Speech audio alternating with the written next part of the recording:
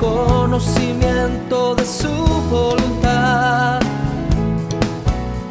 en toda sabiduría y comprensión espiritual. Oh, oh. Llevando fruto en toda buena obra, agradándole en todo, creciendo en el conocimiento de Dios. Instituto Bíblico, ven Señor Jesús.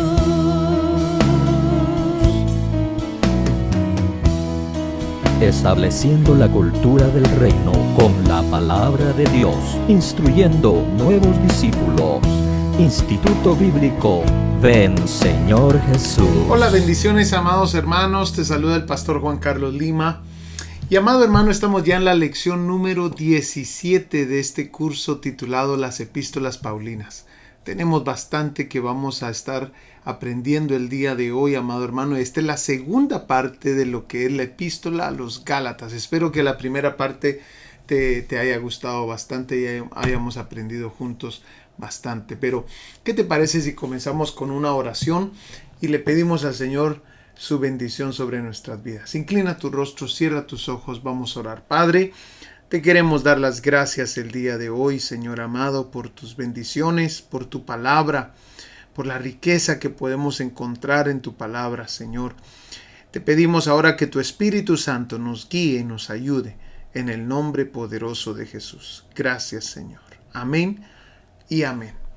Bueno, comencemos entonces, amado hermano, en la lección número 17. Esta es la parte 2 de la epístola del apóstol Pablo a los Gálatas. Y ya vimos los primeros dos puntos o temas de esta epístola. No hay otro evangelio, no regresen a la ley. Y el tercer punto es la justificación es por la fe. ¿Qué te parece si vamos entonces ahí a Gálatas capítulo 3, versículo 1 en adelante? Gálatas capítulo 3, verso 1 en adelante, donde les dice un tema muy importante. Mira lo que dice: oh Gálatas insensatos, ¿quién os fascinó para no obedecer a la verdad? A vosotros, ante cuyos ojos Jesucristo fue ya presentado claramente entre vosotros como crucificado. Esto solo quiero saber de vosotros: ¿recibisteis el Espíritu por las obras de la ley o por el oír con fe? Tan necios sois, habiendo comenzado por el Espíritu, ahora vais a acabar por la carne. Tantas cosas habéis padecido en vano, si es que realmente fue en vano. Aquel pues que os suministra el Espíritu y hace maravillas entre vosotros, ¿lo hace por las obras de la ley o por el oír con fe? Qué interesante. Entonces, esta palabra fe aparece 23 veces en esta epístola a los Gálatas. 23 veces. Y hay varios versos que hay que considerar. El versículo 23 siendo uno de ellos, capítulo 3, 23, dice: antes de venir esta fe, la ley nos tenía presos. Esto te lo tienes que grabar, amado hermano, porque lo vamos a ver después. Pablo habla de una esclavitud. Vamos a ver a qué se refiere. Pero dice: encerrados hasta que la fe se revelara. Gálatas 3:25 dice: pero como ha venido la fe, ya no estamos bajo tutor. Qué interesante. Esos son versos que yo saqué de todos los que aparecen, de los 23 versículos que aparecen, o 23 menciones de la palabra fe. Yo saqué estos 3 versos que son de mucha importancia. Dice el versículo 26: en efecto, todos ustedes los que creen en Cristo Jesús son hijos de Dios. Date cuenta que la palabra clave ahí es creer. Los que creen en Cristo Jesús son hijos de Dios. Entonces, para explicar esto acerca de la fe, Pablo acude en primer lugar a la experiencia. Date cuenta que ahí en el verso 1 donde estábamos leyendo dice: oh Gálatas insensatos, ¿quién os fascinó para no obedecer a la verdad? a vosotros ante cuyos ojos Jesucristo fue ya presentado claramente entre vosotros como crucificado. ¿Qué está haciendo Pablo? Acudiendo a la experiencia. Ellos ya experimentaron a Jesucristo y lo experimentaron crucificado. Entonces, acude a la experiencia para hablarles y sacarlos de esta mentalidad que ahora tienen de regresar a las cosas de la ley. También acude a la escritura, Gálatas capítulo 3, versículo 8. Dice ahí: y la escritura, previendo que Dios había de justificar por la fe a los gentiles, dio de antemano la buena nueva a Abraham, diciendo: en ti serán benditas todas las naciones. Qué interesante. Entonces acude a la escritura también para ver si logra revivir a los Gálatas, traerlos de regreso al permanecer en la fe, pero también a los términos humanos. Mira por favor ahí en el capítulo 3, versículo 15. Acude a los términos humanos. Hermanos, hablo en términos humanos. Un pacto, aunque sea de hombre una vez ratificado, nadie lo invalida ni le añade. Ahora bien, a Abraham fueron hechas las promesas y a su simiente. Démonos cuenta aquí lo que está haciendo Pablo. Está diciendo ahora, mire por favor, dice, y a su simiente. No dice, y a las simientes, como si hablase de muchos, sino de uno. Y a tu simiente, la cual es Cristo, dice el versículo 16. Voy a explicar un poquito más con detalle esta ilustración que está hablando Pablo aquí. La promesa fue hecha a Abraham. La ley como tutor nos debe de llevar a la simiente que tiene la promesa. Amén. Cristo es la simiente. Y aquellos que están en Jesús son los que reciben la simiente. No son todos, solamente los que están en Jesús. Por eso termina Pablo esta ilustración con el versículo 19. Vayamos ahí por favor al verso 19. Aquí está. Dice: entonces, ¿para qué sirve la ley? Fue añadida a causa de las transgresiones, hasta que viniese la simiente a quien fue hecha la promesa. Entonces la promesa, amado hermano, es para la simiente, no las simientes. Pero como nosotros estamos en Cristo Jesús escondidos ahí, nosotros también recibimos las promesas de salvación. Entonces sigue diciendo: hasta que viniese la simiente a quien fue hecha la promesa, y fue ordenada por medio de ángeles en mano de un mediador. Amén. Entonces, aquí nos habla claramente Pablo acerca de la justificación que es por fe. Otro de los puntos muy importantes acá es también la libertad cristiana. Ahí en Gálatas capítulo 5, versículo 1 en adelante, donde dice: para libertad fue que Cristo nos hizo libres. Por tanto, permanezcan firmes y no se sometan otra vez al yugo de esclavitud. ¿Te recuerdas que habíamos hablado acerca de que la ley nos tenía presos? Y te dije, ponle atención a este verso porque lo vamos a ver después. Bueno, tenemos que ver entonces, ¿libres de qué? ¿Cómo es que para libertad fue que Cristo nos hizo libres? ¿Libres de qué? El contexto es realmente acerca de la esclavitud que produce la ley. Ahí en Gálatas 3:23, lo vamos a leer en esta otra versión para entenderlo. Gálatas 3:23 dice esto.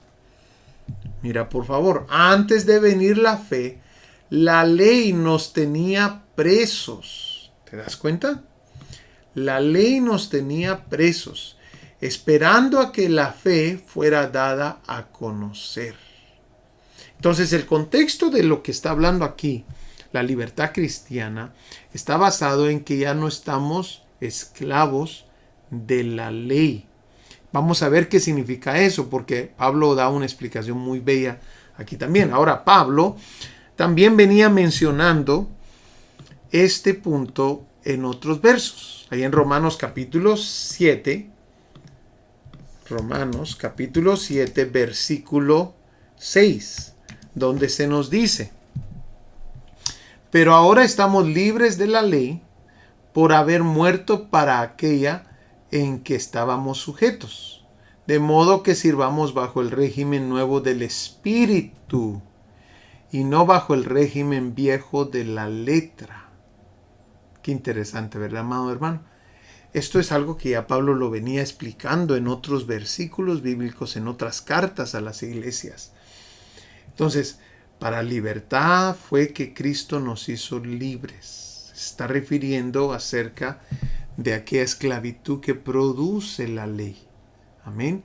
Ahora Pablo dice, esa esclavitud se mira de esta manera, con rudimentos débiles y pobres. No lo digo yo, lo dice Pablo aquí en Gálatas 4:9 al 11. Esa esclavitud se mira de esta manera, con rudimentos débiles y pobres. Vayamos ahí al versículo 9, capítulo 4 de Gálatas, verso 9. Mas ahora, conociendo a Dios, o más bien siendo conocidos por Dios, ¿cómo es que os volvéis de nuevo a los débiles y pobres rudimentos, a los cuales os queréis volver a esclavizar? ¿Te das cuenta que está hablando de eso? Y dice cuáles son. Algunos de ellos. Guardáis los días. Por eso, amado hermano, tú no puedes regresar a guardar el sábado. En primer lugar, no fue dado para nosotros los gentiles, que ahora somos hijos de Dios. Eso fue dado para los judíos. Ahí lo explica claramente el Pentateuco. Pero aquí dice que eran débiles y pobres rudimentos. Y dice el verso 10, guardáis los días, los meses. Ellos tenían meses que tenían que guardar. Amén. Los tiempos y los años también tenían años que tenían que guardar. Dice, me temo de vosotros que haya trabajado en vano con vosotros. Entonces, es importante que nosotros tengamos esto en mente, pero también es importante saber que Pablo habla de que no usemos esa libertad que ahora tenemos, amado hermano, como asunto de libertinaje. Ahí en Gálatas 5:13, mira lo que dice. Porque vosotros, hermanos, a libertad fuisteis llamados, solamente que no uséis la libertad como ocasión para la carne, sino servíos por amor los unos a los otros. Entonces, Pablo claramente está diciendo aquí, no sea para libertinaje. La libertad es en Cristo. Amén. No nos podemos ir para un lado ni para el otro lado, sino estar centrados en Cristo Jesús. ¿Cómo lo explica ahí el capítulo 5, versículo 18? Vayamos ahí rápidamente. Pero si sois guiados por el Espíritu, no estáis bajo la ley. O sea que la libertad que nosotros ahora tenemos es, amado hermano, una guianza en el Espíritu. Y esa guianza en el Espíritu nos va a mantener centrados en Cristo Jesús, que hace mucho sentido con el próximo tema. Porque otro de los temas que Pablo habla aquí, amado hermano, es andad en el Espíritu. ¿Cómo sabemos, amado hermano, que nosotros estamos en esa libertad en Cristo Jesús, caminando en el Espíritu? Vayamos, por favor, al próximo tema y aquí vamos a pasar el resto de la clase porque es bastante largo este tema, que es andad en el Espíritu. Gálatas 5:16. ¿Lo tenemos? Dice así: digo pues, andad en el Espíritu, y no satisfagáis los deseos de la carne. Porque el deseo de la carne es contra el Espíritu, y el del Espíritu es contra la carne. Y estos se oponen entre sí, para que no hagáis lo que quisiereis. Eso es lo que dice en esta versión de la Reina Valera.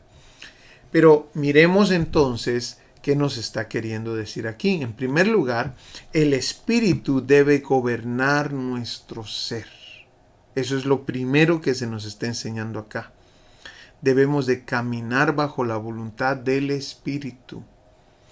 Pero lo segundo que miro yo aquí y noto aquí, amado hermano, es que si agradamos a uno, no hacemos la voluntad del otro. ¿Por qué? Porque dice ahí, pues estos se oponen el uno al otro.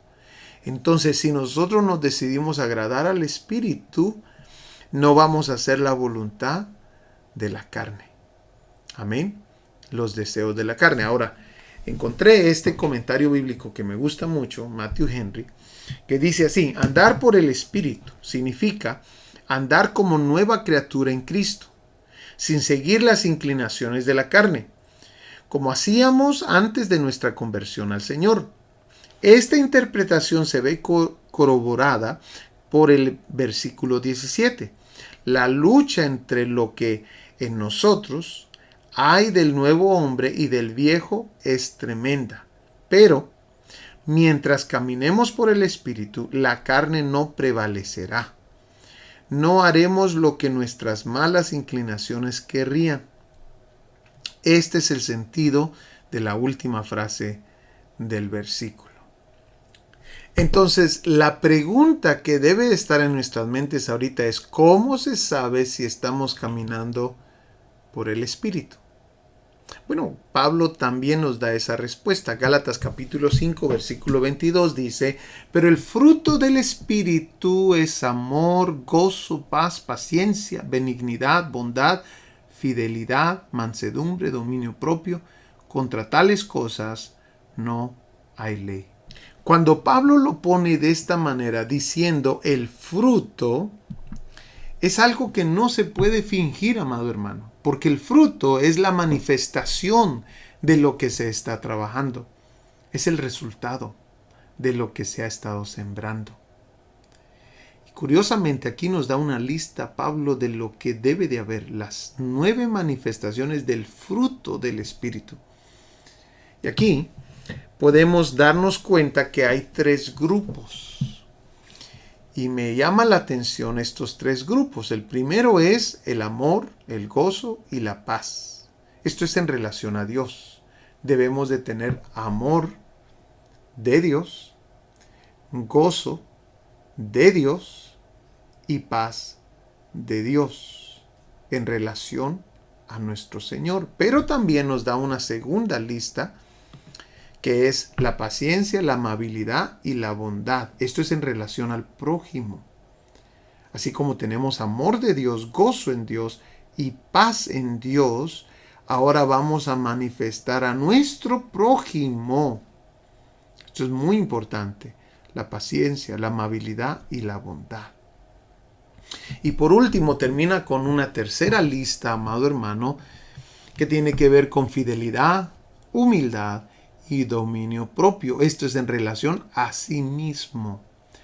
La persona que está muy cerca de Dios y que se alimenta de la vid verdadera, como lo muestra el Evangelio de Juan capítulo 15, va a producir afuera, externamente hacia su prójimo, y también va a producir internamente. Que vamos a explicar un poquito estas cosas, estas 9 manifestaciones del fruto del Espíritu. Comencemos con la primera. Aparece, amado hermano, ahí lo que es el amor. Y es que la palabra amor aparece varias veces en la Biblia. Por ejemplo, cuando hablamos de amor, hay 4 palabras que usaban los griegos para describir amor. Y probablemente había más. Yo creo que he visto algunas otras, pero no aparecen en la Biblia. Una de ellas era Philos, aparece 25 veces. Eros no aparece en la Biblia. Y Storge aparece una vez en la Biblia. Y la que más se usa en el Nuevo Testamento, en el griego, en el Nuevo Testamento, es la palabra ágape, para describir amor.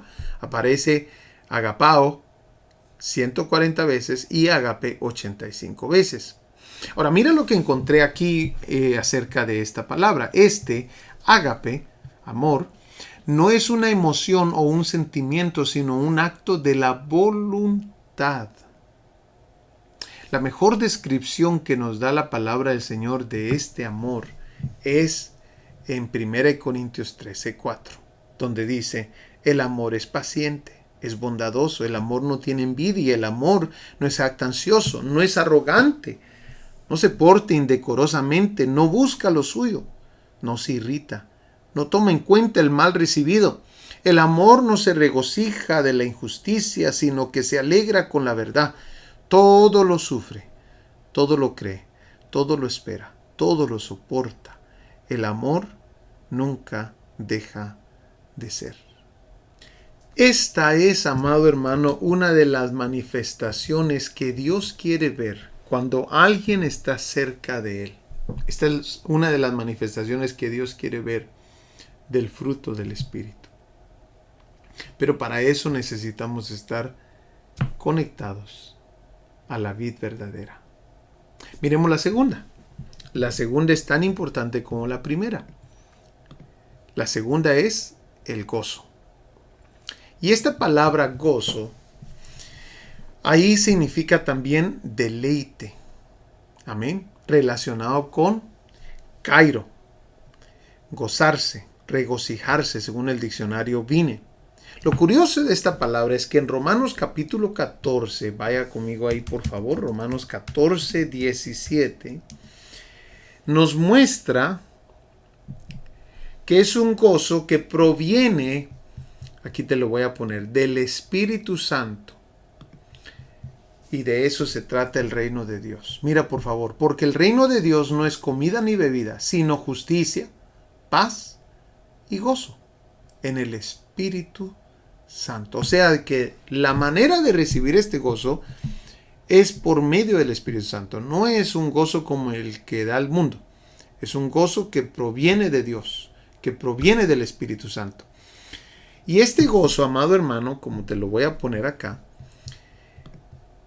el gozo del Espíritu Santo debe estar presente durante las pruebas. Ese gozo es el que nos ayuda en medio de las pruebas. Esto es muy importante. Y mientras tú te mantengas más cerca de Dios, amado hermano, en medio de las pruebas, te darás cuenta que se manifiesta estas manifestaciones del fruto del Espíritu Santo.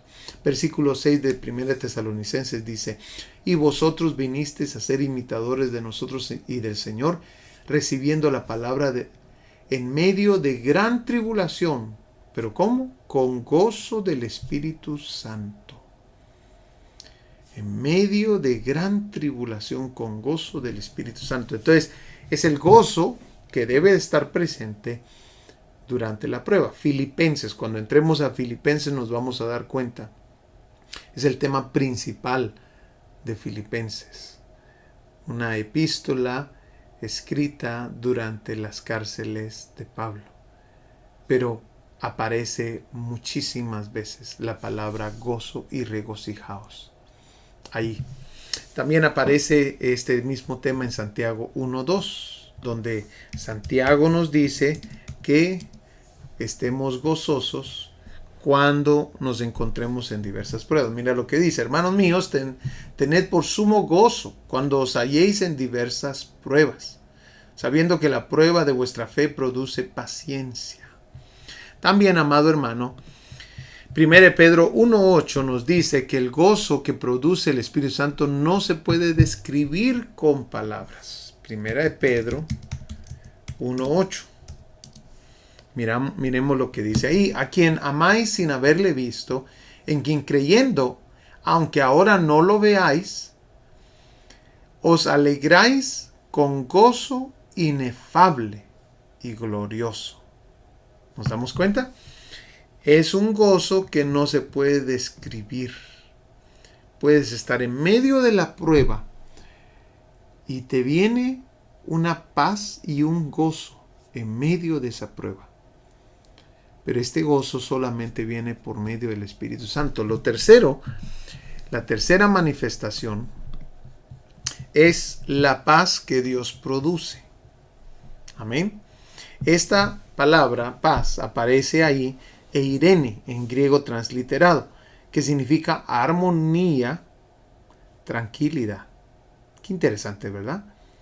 Porque cuando no hay armonía en tu cuerpo, alma y espíritu, no hay paz. Por eso me gusta esta definición que dice armonía primero y tranquilidad. En ciertos contextos se considera bajo el concepto de shalom en el Antiguo Testamento, es decir, bienestar y salud. Ahora, la Biblia claramente nos dice que la paz que Dios da no es como la que el mundo da. Juan capítulo 14, versículo 27. Vayamos ahí, por favor. Juan 14, 27 dice así: la paz os dejo, mi paz os doy. Yo no os la doy como el mundo la da. No se turbe vuestro corazón ni tenga miedo. Entonces no es la misma paz. Esta paz es muy similar al gozo que recibimos, que habíamos dicho que no se puede describir porque se encuentra solamente en Jesús. Capítulo 16, versículo 33. Dice: estas cosas os he hablado para que en mí tengáis paz. En el mundo tendréis aflicción, pero confiad, yo he vencido al mundo. Entonces, en Cristo Jesús se encuentra esa paz, pero mira por favor, dice que es una paz que sobrepasa todo entendimiento. Amén, te lo voy a poner en grande para que lo mires. Es una paz que sobrepasa todo entendimiento. Filipenses capítulo 4, versículo 7. Entonces, ya vimos, amados hermanos, los puntos que miramos ahí en relación a nuestro Dios. O sea, debemos de tener amor de Dios, debemos de tener gozo de Dios y debemos de tener paz de Dios. ¿Pero para qué? Porque ahora vamos a ver en relación al prójimo. Vamos a mostrar paciencia. Amén. Esta palabra paciencia significa longanimidad, paciencia, clemencia. Viene del griego macrotumia.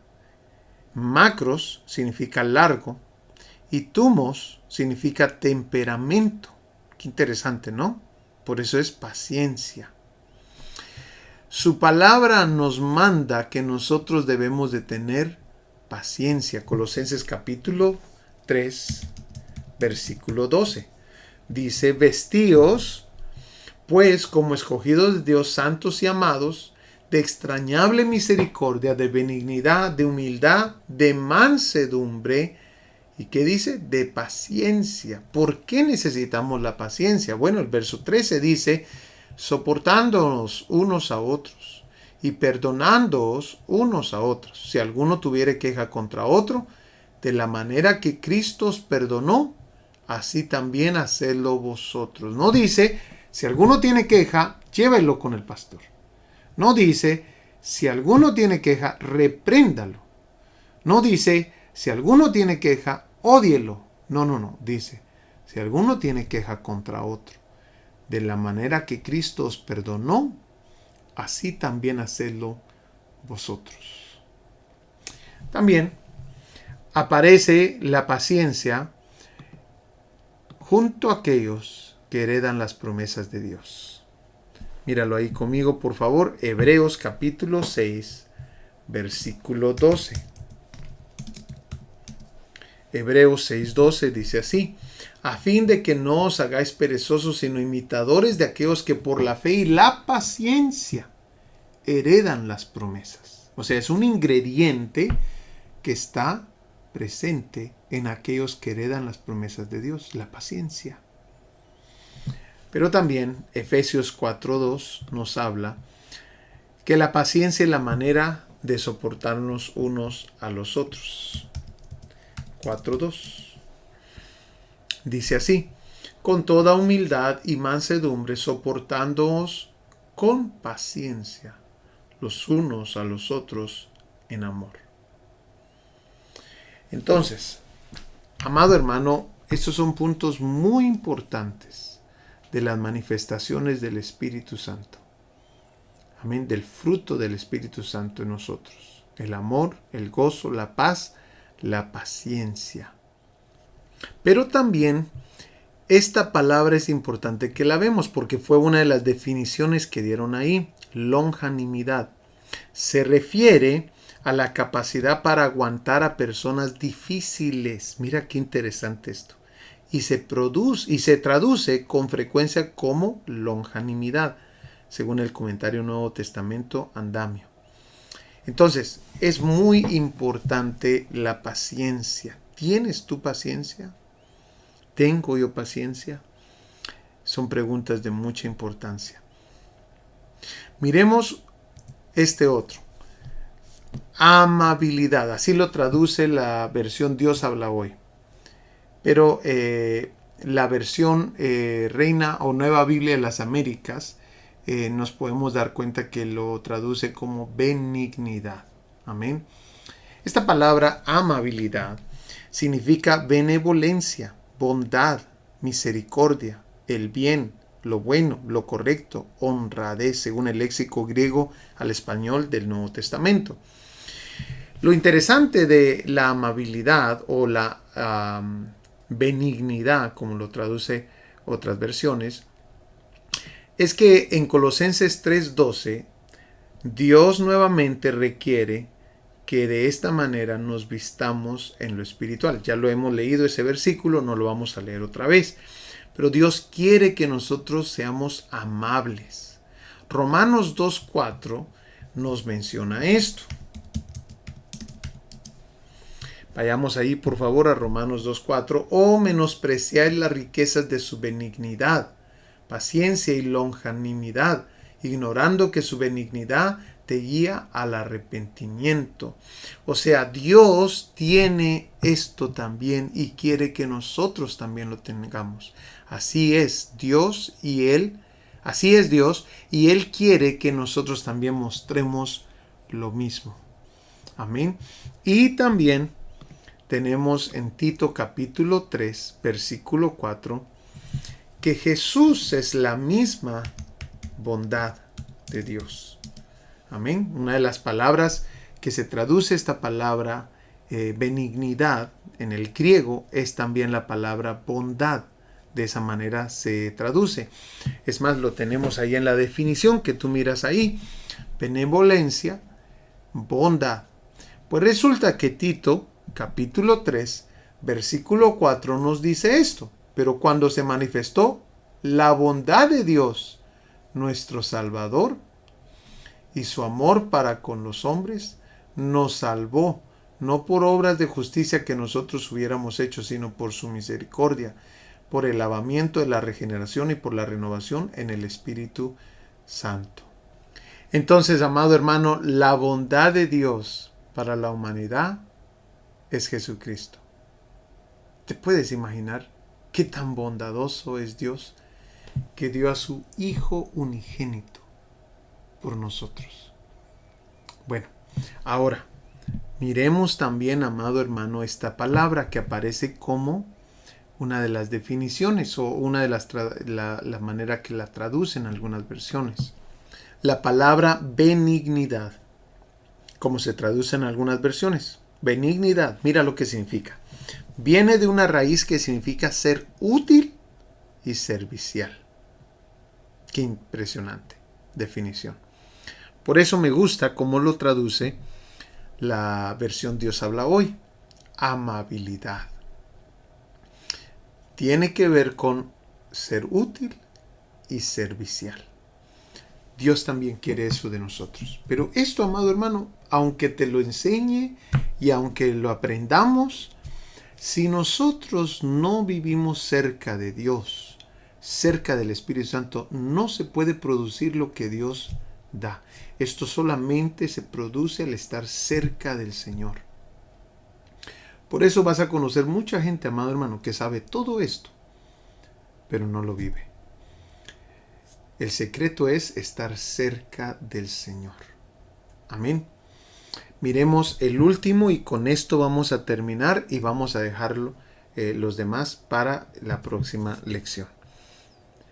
Miremos ahí entonces. Ahora también se nos habla de este último, que debe de existir hacia nuestro prójimo, la bondad.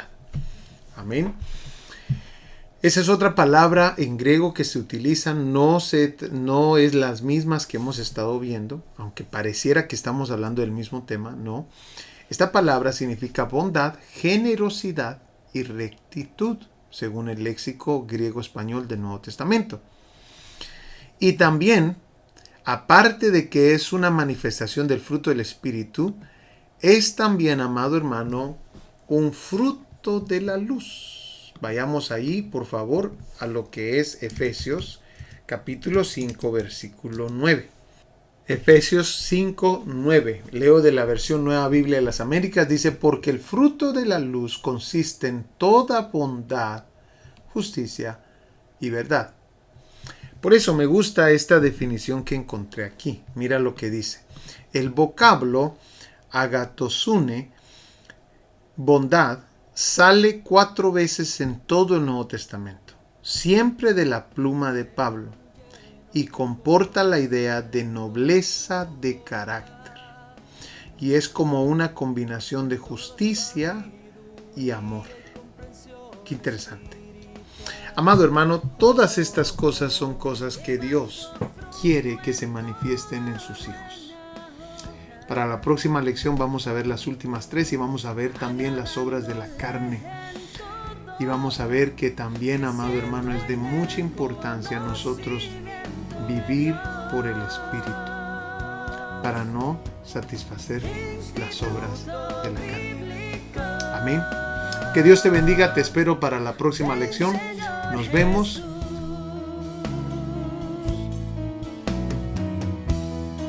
Estableciendo la cultura del reino con la palabra de Dios, instruyendo nuevos discípulos.